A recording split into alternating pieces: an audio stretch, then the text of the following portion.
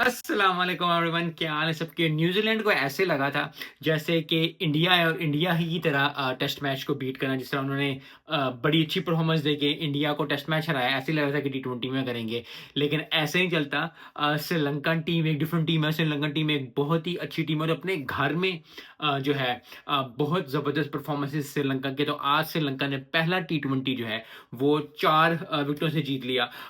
At the end काफ़ी interesting match हो गया था, काफ़ी ज़बरदस्त मैच हो गया था, लेकिन श्रीलंका ने काफ़ी अच्छी परफॉर्मेंस देखी। श्रीलंका ने अच्छा स्कोर किया और मैच जीत गया, लेकिन बॉलिंग जो ज़बरदस्त की श्रीलंका ने, वो जो है तारीफ के काबिल है, तारीफ करनी चाहिए उसकी। क्योंकि 135 श्रीलंका में एक अच्छा स्कोर टी20 होता है, लेकिन 135 पे आउट किया, फिर 100, फिर 4 विकेटों से जीत भी गए, तो बहुत बहुत मुबारक हो श्रीलंकन टीम को। न्यूजीलैंड को आई थिंक स्विच करने में थोड़े से इश्यूज होंगे, क्योंकि जब आप टेस्ट जीत के आए होते हो आप थोड़ा सा हाई में होते हो कि यार हम जीते हुए हैं, हम बड़े अच्छे, चाहे वो प्लेयर्स डिफरेंट हो जाएं। एक टीम का माहौल होता है कि यस हम इंडिया को इंडिया में हरा के, और एक बहुत बड़ी जीत है न्यूजीलैंड की।